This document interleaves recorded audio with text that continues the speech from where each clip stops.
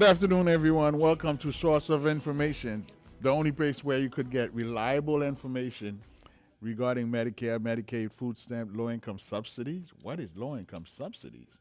Low income subsidies and a lot of other benefits. Today, we're fastly approaching what we call open enrollment. And for a lot of you, this might be your first time experience what open enrollment is. And I'm going to go in detail what open enrollment is and what you should be expecting. Okay? Open enrollment start October 17 to December 7th. It is actually the only times that you could enroll on a new plan, change your plan, and all that great things. Now, before we go into it in detail, I want to let you know that right now we are live on Facebook and YouTube. I invite you to go on there on WSRF 1580 AM, and especially on YouTube, you subscribe and share it with friends because the information we're providing from week to week to you guys, they're very important. It is the type of information that's meaningful. It is the type of information that is going to impact your life. So we're also going to talk about um, potential or non-potential increase that you may be receiving. So we're going to get into that. But first of all, let's continue with the Medicare aspect of it. Oh, the phone line is open. I do want to hear from you guys. I could take as any energy drink as possible, and I'm not going to get enough energy or the amount of energy that I need when you call. When you call, it's a different type of energy that words cannot describe it. And you give me a renewed energy so I could not only give you the information with being energized, but it energized me and so that I could continue to do a great job doing this show. So, yes, I do encourage you to call, whether you're calling in English, whether you're calling, you want to speak in Creole, I will do that. And listen, it's a pleasure. So, let's get back to our topic today open enrollment. Open enrollment was really is there for people that do not have Medicaid. So during that small window, which is a couple of months, you will have a lot of individual that will be contacting you, that will be sending you mail. Different companies going to be sending you mail. You have to be very careful of that. What I usually tell people is this: if you're satisfied with your plan, if you're satisfied with your doctor, there's no need for you to make any change. However, if you're not satisfied with your plan, you're not satisfied with your doctor, then yes, make a change. Now, there's another aspect of it because for me personally, I've never seen open enrollment is an opportunity for me to enroll more patients on those two particular months because this is an ongoing work for months to months to months to months, 12 months out of the year that we have to provide you the information, we have to provide you the benefits, and you have the ability to change your plan anytime during the year, providing that you do have Medicaid. And now they from year to year, what they've done is make it so that it's become easier for you to change your plan from a 3-star rating plan to a 5-star rating plan. Now, of course, 2024 there was one plan that received a Medicare 5-star rating for Medicare. Again, that same plan this year again, well, next year has been awarded a 5-star rating. So that says a lot for that particular company. I'm kind of biased about that particular company, so we won't.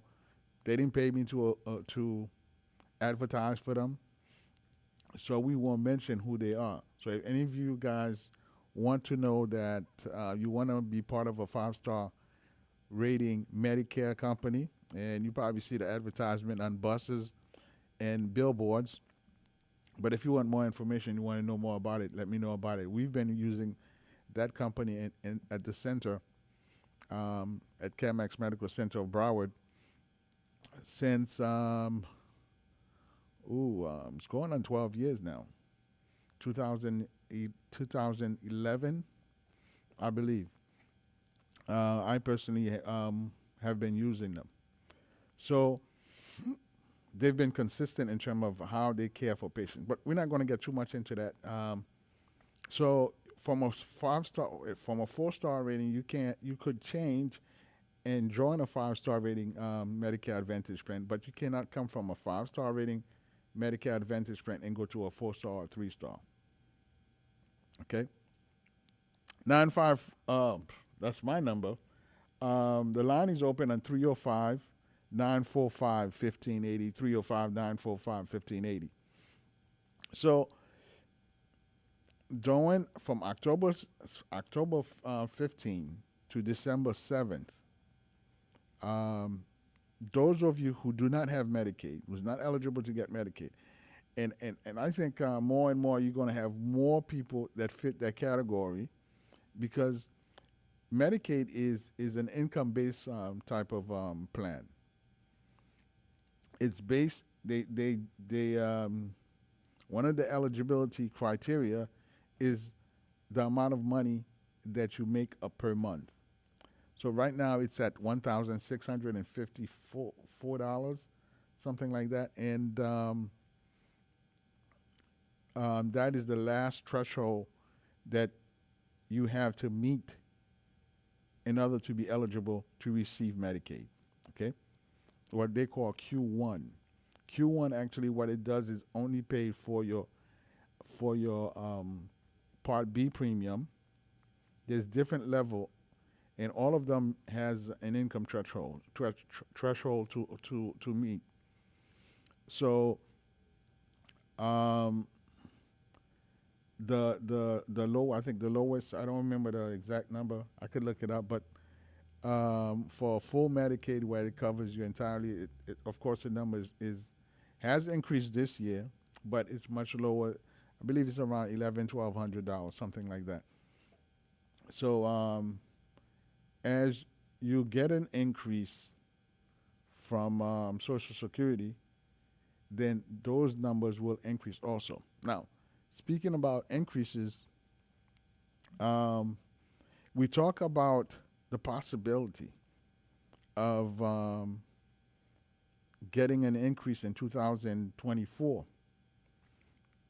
And my analysis is this: simply, I don't think that you will be receiving an increase in 2024. And normally, it's based on the um, it's based on I forgot the terminology for now, but it'll come to me. Um, it's based on the criteria from the poverty rating, the poverty ratio. Another way to put it, what they've done is use the inflation numbers to figure out how much the increase is going to be. And now, so I'm trying to break it down as simple as possible. For those of you that's this is the first time you are going to be facing this.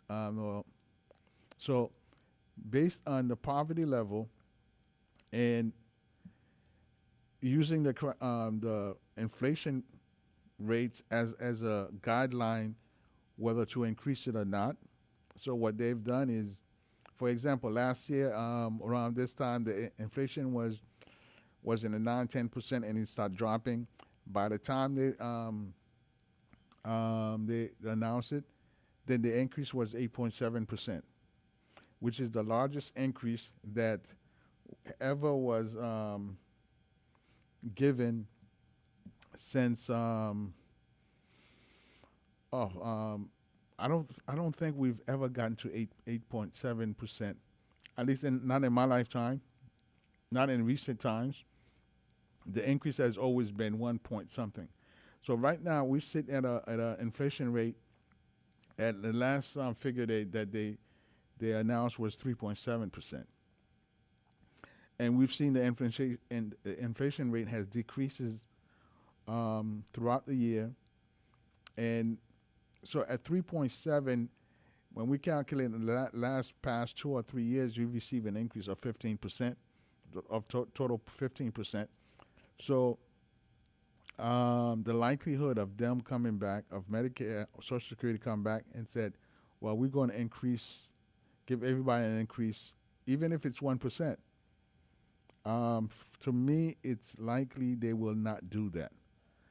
Now, remember that every time they give you an increase, but the same token, some of you guys don't even see the increase because they take it on the other side, and what they have done is increase the premium for part B. So every time they do that, you end up seeing a very small percentage of that increase, and really it's insignificant. But a lot of people that have been with me personally over the years, one of the first things we do when you come to meet me at the center is see if you're eligible for Medicaid. See if you're eligible for, basically the state's going to be paying the Part B premium for you. So you will see the full increase. That's a great thing about.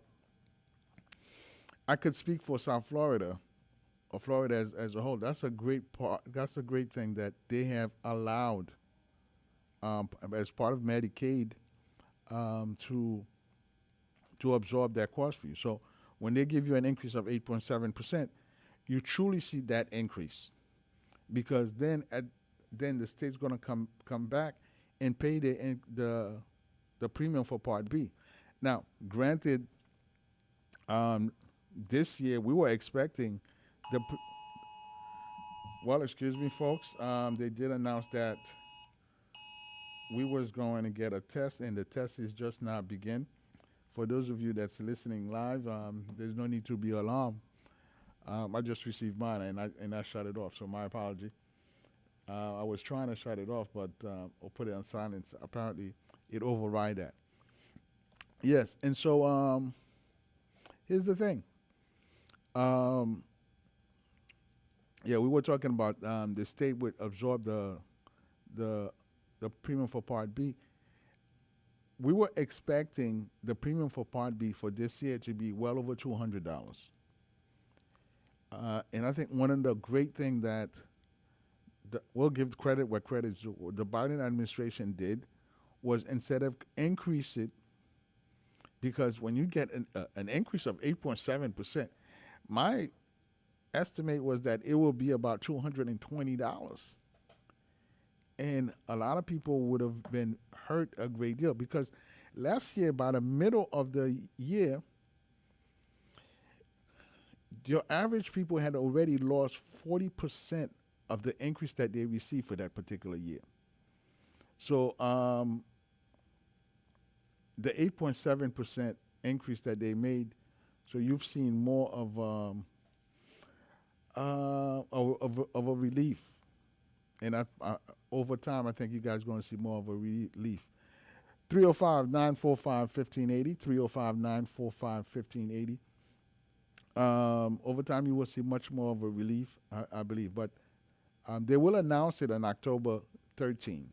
October 13th, they will announce it, whether they will give you guys an increase. And when I mean you guys, I'm talking about everyone that's receiving Social Security, disability benefit, or SSI, and veterans also. Those four categories of people potentially. And don't expect an increase this for the next year. So we'll see what the next year brings, and we hope it brings a lot of positive things for us. Um, so those two items, we wanted to bring that to you and information regarding that because you got to know everything that have to do with Social Security. You have to do. You have to know every aspect of what's to come, what to expect when it comes down to your Social Security checks. Um, there was a question that was posed to me last Monday whether the government shutdown was going to affect for you guys that's receiving your retirement benefits. And at first, I answered wrong, and after doing some research, and we found out no, those of you that's receiving your retirement benefits because that's in a trust fund, because in a trust fund that it wouldn't affect your Social Security benefits or retirement, your disability benefits. I'm not sure about SSI. SSI is funded by the federal government. But those two items would not be affected because it's sitting in a trust fund for you guys. So that's why um, every number of years, Congress have to fund Social Security and Medicare. Because if the amount of money that's in the trust fund cannot meet, if it cannot meet the requirement to to pay for the benefits that you're receiving now. Now, there's a lot of talk about how those so-called entitlement benefits are affecting the the debt. Um, remember, and I fail to see why Social Security benefits and Medicare would be an entitlement because every time you work, if you look in your pay stub, there's an amount that they take aside for Social Security. There's an amount they take aside for Medicare, and and even if you were if to continue to work for the rest of your life, as long as you're working, they will take an amount for Social Security.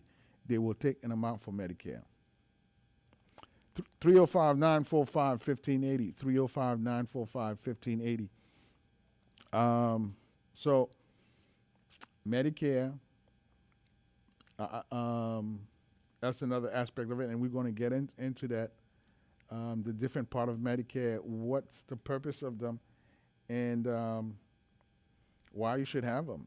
I think it's very important when it comes down to Medicare. You guys have the right benefits, and what's the importance of it. I'm going to take a quick break. When I come back, we'll come back with more information regarding those benefits. And I want to get into, for those of you guys, because a lot of you guys from different states are listening to me. Um, I believe that the other states also, if you have Medicaid, Medicaid will pay for a premium of Part B in the other states also.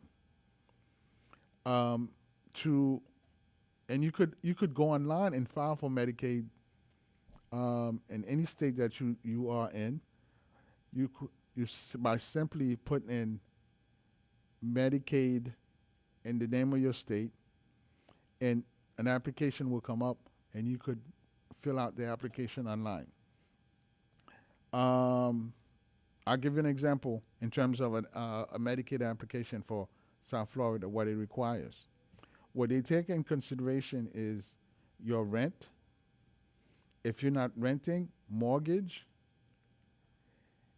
any maintenance, electricity, telephone.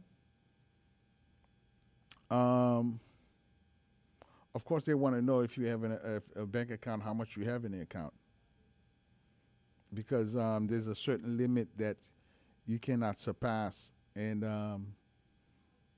in order for you to be eligible. So those are the items that they take into consideration. Now, the bank account. your bank account that you have, if you have, let's say for example, I believe for South Florida, the limit is 7,500 or somewhere around there for an individual. So if you have an account and there's two people named on that account, well, you no longer have 7,000 in that account. We'll use 7,000 for easy math. When you divide the 7,000, each of you guys have 3,500. So those are the things that you have to take in consideration when you're filling out the application. There's an area, and there's what I would need to do is go to each state to get an idea about their application. So there's an area, for example, when you get to that particular area, it asks you for your bank information. It doesn't ask you for the bank. You don't put the account number. Although there's an area, I think, for an account number, you don't have to put the account number. You just need your the bank. What type of account is it? Is it a checking or a saving? Again, we say the bank and the amount that you have in that account. Now, they do before a few years ago, what they used to do is send a paper authorization for you to release to allow them to go check to see how much you have in the account, or if you have any other accounts. One story is that I had a patient of ours that I keep filing for Medicaid for him, and he keep getting denied, and I couldn't understand it because basically he was getting about $500 from Social Security, and I could not understand for the life of me why he kept getting rejected, kept getting denied, and so finally a colleague of mine asked me if I had filed for him. I said I've done it numerously, and then I keep getting the same result. So I tried again, and when I got the same result again, I called Department of Children and Families, and they told me, well, he's got numerous account. So I asked him to send a letter to him so we know exactly what's going on. And when they sent a letter, he called me. I went to see it and said, okay, here's the problem why you keep getting denied. Because once you put in your Social Security number, every account that you have in any banks, it pops up. That's why I tell everyone that comes in front of me, do not lie because they're going to discover it.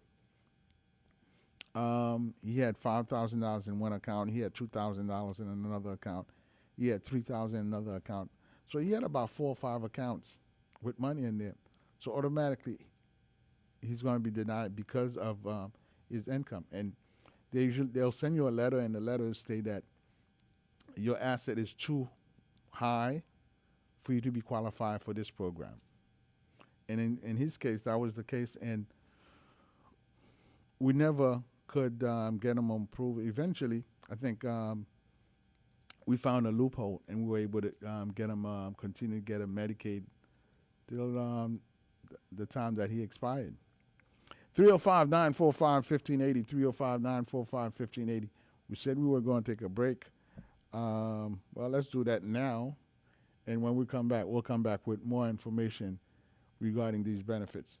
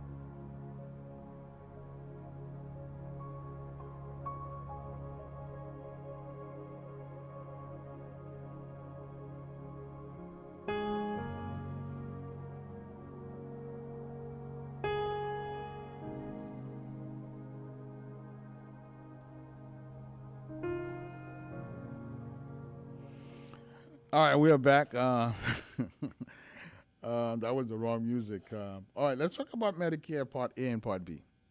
Okay. First of all, why is it important to have Medicare Part A, Part B? And what's the purpose of what does Medicare Part A cover and what Part B covers? Let's start with the importance of having those benefits. First of all, this is a benefit that you work throughout your whole entire working life um, to have, and so when you reach the age of 65, or if you become disabled, and somehow all these benefits, whenever we have a conversation, they intertwine with one another. It's unbelievable, and by far, I think this was probably the best law that the any lawmaker have written. Although a lot of the guys that's in there right now um, may not be doing a great job as they should, but we'll leave that for the politician and the analyst to or the historian to comment on that. But when they wrote that law, what they did, they took not only the worker who have earned those credit for working for a number of years, but they took the spouses and children into consideration, and they even wrote and within that law that if someone had been paying into Social Security for a period of time and they reach a point where they're unable to work, continue to do the same work that they were doing, or even something else they're unable to do, adjust to another type of work, then those people would receive benefits at an early stage. So it cannot get any better than that, based on my opinion. Um, so you've worked for it, you pay into it. So when you reach the age of 65, then you could basically utilize those benefits. Normally, it's 3 months before you reach the age of 65. You put in the application, and they review the application, and they'll start sending you your benefits, whether you're getting the retirement benefits in terms of the money aspect of it, or you also at the same within the same application you apply for both the retirement benefits and the Medicare benefits. So they will send a card to you. It's a card that's had red and blue stripes and white card. So on it has the Medicare number, and it gives you the effective date for Part A, and effective date for Part B. What does Medicare Part A covers? Medicare Part A is for hospital. It's a hospital benefit. It covers you for the following. Um, Part A is a hospital insurance, which help covers inpatient care in a hospital, skilled nurse facility care. It covers for hospice care, and it covers for at-home health care. Now let's go back a bit because a lot of you guys just probably not even at the a lot of you guys have already either um, you are already enrolled in a Medicare Advantage plan, or have Medicare, or you're about to. Okay, especially those of you guys who consider yourself baby boomers. Well, you don't consider yourself a baby boomers. You were born a baby boomer. Um, right about now, either you're there already, or you have a few years to get there. So these are information that you should be aware of, and especially when you hear people talking about how that your benefit is going to be affected by every estimate, everybody that I hear that talking, if they down the line they decide to make any adjustment in your Social Security benefit and Medicare, it's not going to affect, and that doesn't mean is right. It's not going to affect the people that's receiving benefits now. It most likely will affect that our children, our children's children. Having said that, we could look at it differently because when you look at the people that's coming into starting getting ready for retirement age, you see that I've seen some people that's in their 60s yet they look like they in their 40s. If you remove the gray hairs and things like that, but still they look like they're in their 40s. So which means that we are living longer and we are eating healthier and we're taking care of ourselves basically. So when we talk about we talk about, oh, I need to put on my glasses.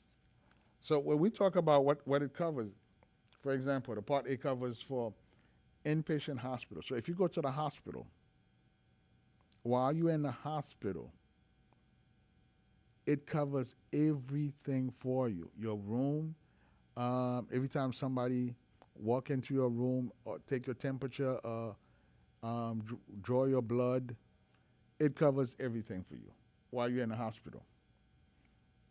Now, skilled nurse facility, what that is normally, let's say, for example, God forbid you had a stroke. So they will send you, you would spend a time in the hospital, they will send you to a rehab where that they're going to teach you how to reuse your hand, reuse your leg. And so for a period of time, you'll go in rehab, and that also is covered by the Part A coverage. Hospice care, and that's something that we always fringe to talk about, but it's part of life. It's there. So it was put in that law also. So if you reach the point where you're at the last stage of your life, then there's a type of care where you could do it in house. You could do it in the hospital, or you could decide to do it at home. Now they will provide a doctor will come and visit you, a nurse will come and visit you. You have around the clock supervision. So again, the Part A is covered. Home health. After you come from a hospital, normally you will need help, whether it's bathing, whether it's feeding, whether it's taking your medication. So the Part A again covers home health care for you. Now let's talk about the Part B. Part B itself is doctors. It covers doctors for you. All your doctor's appointment, for example, the outpatient care. If you go to a specialist, the Part B covers the specialist. Even while you're in the specialist office, if the specialist has an injection that they're giving you, the Part B covers that injection. It covers for DMEs. It covers for DME for a walker, a cane, a scooter. The Part B covers all that for you. So when you take, and then one of the reasons that you need both Part A and Part B, because when you go to the hospital, once you come out of the hospital, the doctor in the hospital is going to send you back to your doctor for you, so that your doctor, your primary care doctor, could continue the care that was instructed by the hospital for you to continue. For example, you may go to the hospital and they may make some change on your medication. So your primary care, you'll be for the first, you may go to your primary care after your hospital visit, and He may continue those medication that was prescribed to you, and see how much they're able to help you. And down the line, the doctor may make some adjustment to your medication. You may have a 3 months follow up visit, or when you first come out of the hospital, it may be a month follow up. So it's necessary for you to have Part B, because then once you go to the hospital, you come back out of the hospital, the Part B is going to take care of the hospital visit. Continue what we call continued care for you. Now you also have Part C, which you got to have Part B, Part A and B for you to be able to get Part C. Part C is it's your Medicare Advantage plan. Now, this year for some reason, I guess some of the marketing, the people that's advertising on television, they emphasize that call us, so we'll let you know if we have Part C. You have Part C. As long as you have Part A and Part B, you have Part C. And so it's a matter of activating, it's a matter of choosing a Medicare Advantage plan. And the Medicare Advantage plan is highly important for you to have, because when you have Medicare Part A and Part B just by itself, if you have Medicare by itself, Medicare has covered 80% of the bill. The 20% you're exposed to it. So people who's not aware of it, and I think all the states have a Medicare Advantage plan that you could enroll in. I believe every state has a Medicare Advantage plan. So when you're not aware of it, when you go to the doctor, you go to the hospital, you go to a specialist, and they tell you have a copayment. So what it is that at 20% that Medicare is not covers, then they're going to come to you for that.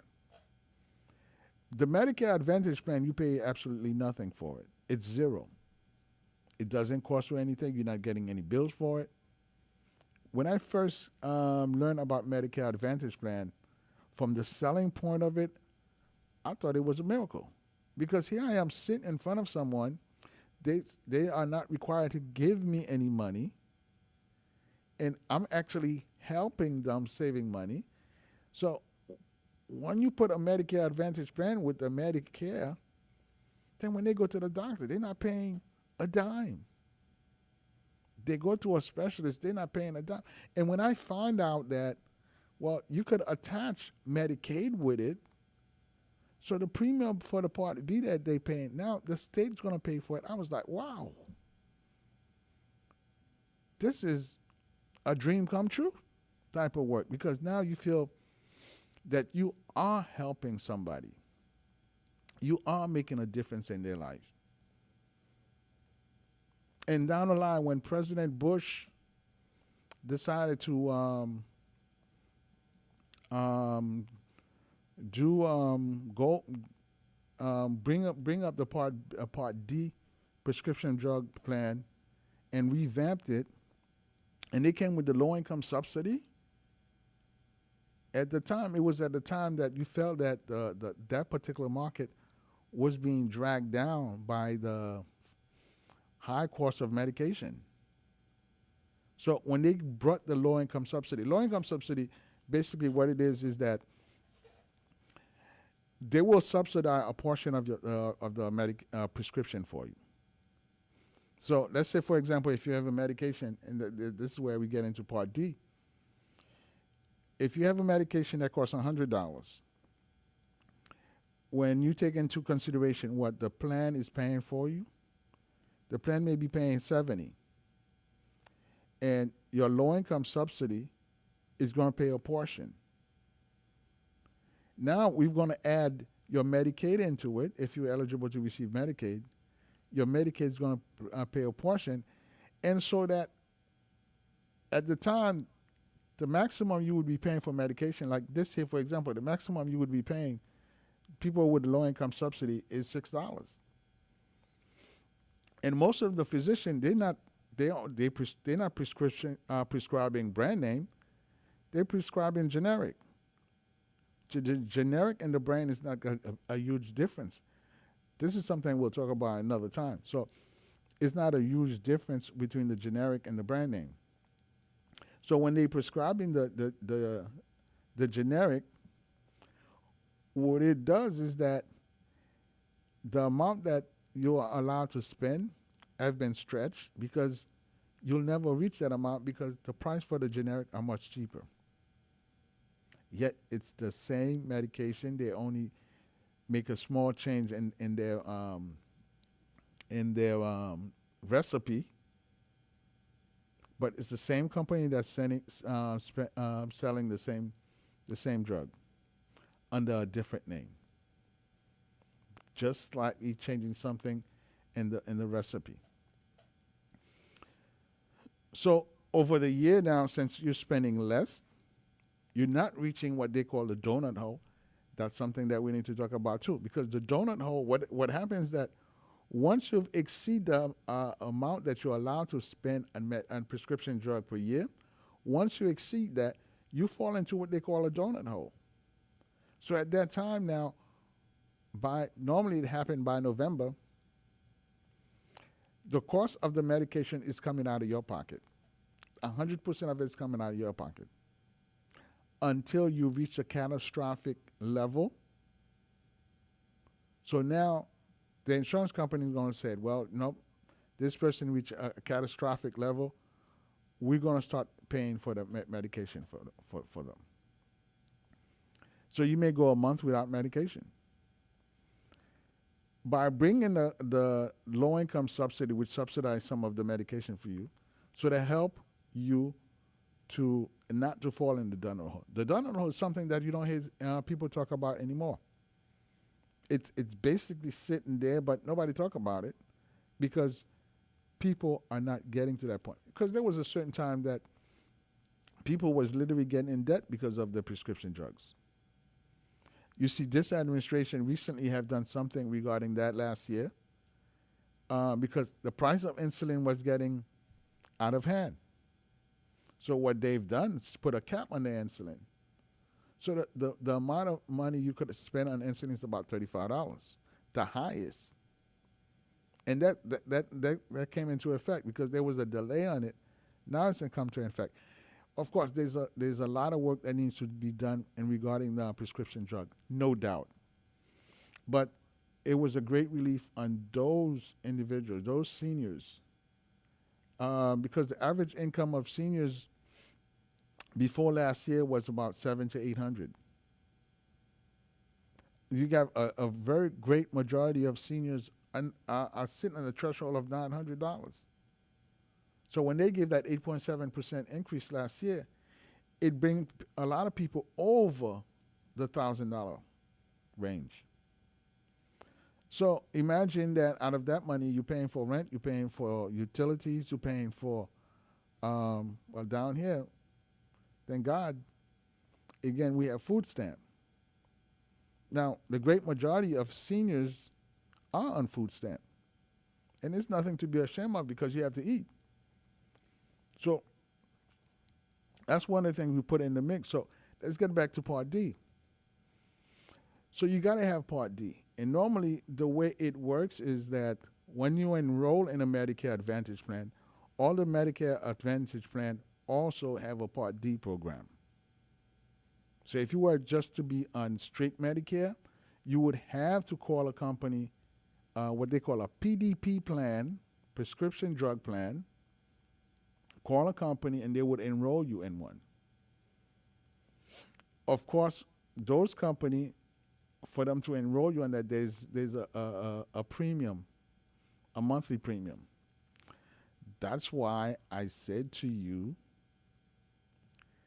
join a Medicare Advantage plan, whether you rich, you have so much money that you can't spend, join a Medicare Advantage plan.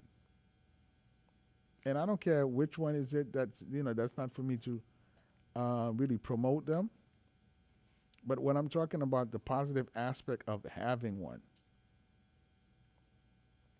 because if you're not paying a premium for the Part D plan, if you're not paying a premium for being in a Medicare Advantage plan, there's the advantage there right there. I remember when I first joined, I was selling life insurance actually. No, I was selling health insurance, and I met a couple in Pompano. I'm not a couple, a lady in Pompano. When I first met her, I met her at her home, and then she moved to another area. Wealthy lady, and she decided to get a supplemental plan. The supplemental plan, it's basically it's a plan, a health plan. The only positive thing that I see about it is that it's portable, which means that if you go to New York, for example, well, the supplemental plan you could go to any doctor. You don't need no approval. Go to any doctor that accepts the supplemental plan, and that's it. But there's a premium that you have to pay on a monthly basis, and that premium increases from year to year because you're getting older. You're going to spend more time in a doctor's office. You're going to see a lot of specialists. You're going to be in the hospital. So of course it's going to increase. Um, and that's not something that I push to anyone because as you're getting older, you're going to need to keep most of your money, not actually enriching different company um, to get those benefits. And I may be getting calls regarding that, but again, thank God I'm not here to promote any company. I'm not here to promote um, any benefits. What I'm here to talk about what is best for you.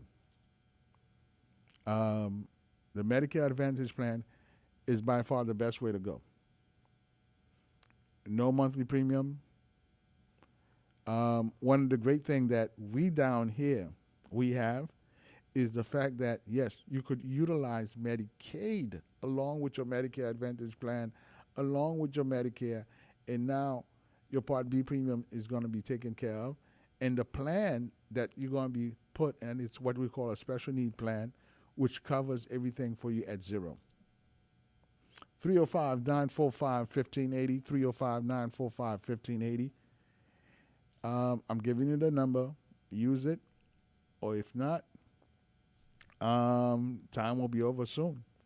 So 305-945-1580. Let me hear from one of you guys today.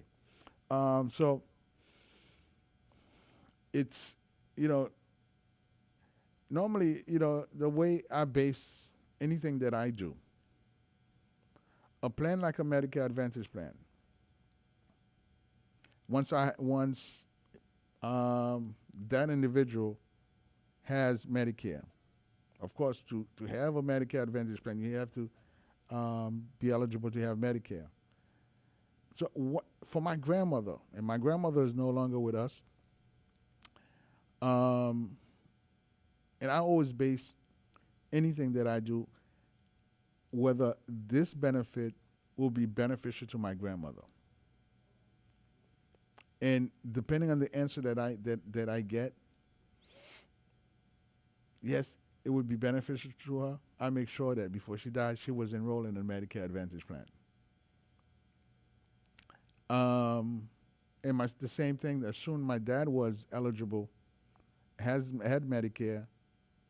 Um, when I become aware of the importance of it, and I told him this is the way to go. And quick example. I remember my dad came up, and at the time he was living in Haiti, and I say to him, "You have Medicare. Why don't you use this particular plan instead?" Because he was in a particular plan, and the optometrist where he was following, and he was a strong believer in this individual.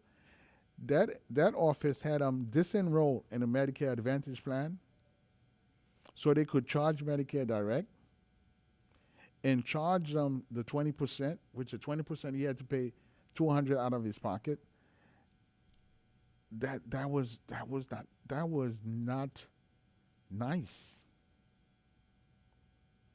And if they had just simply told him that, listen, you could, your insurance will cover this particular procedures for you, but it's just that we don't take it. Give the person the opportunity to tell you yes or no. At least conscience wise, you know that you did the right thing. I'm going to leave you guys with this because we got to get ready for the next show. It was a pleasure for me to be here with you today. Follow me on, I'm on Facebook.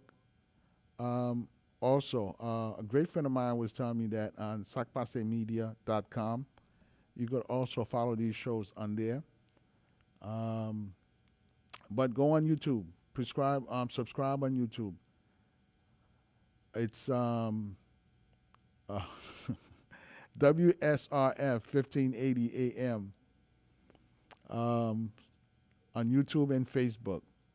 Make sure you subscribe so that if you miss any show, you definitely will receive it in your inbox and you could sit down at your leisure and listen to this information. Listen, I am very proud of doing this show because we are really bringing informative information to you, and we take pride in doing it. So one thing I make sure that I'm coming from Fort Lauderdale. I make sure I come down every Wednesday to do this show live to provide this for you. Again, my name is Gilbert Franklin. You could always reach me at 954-667-4885, 954-667-4885. It is a pleasure to be here with you. So if you have any question, don't hesitate to hit me up. My friends from New York, I love you guys. See you. Bye-bye.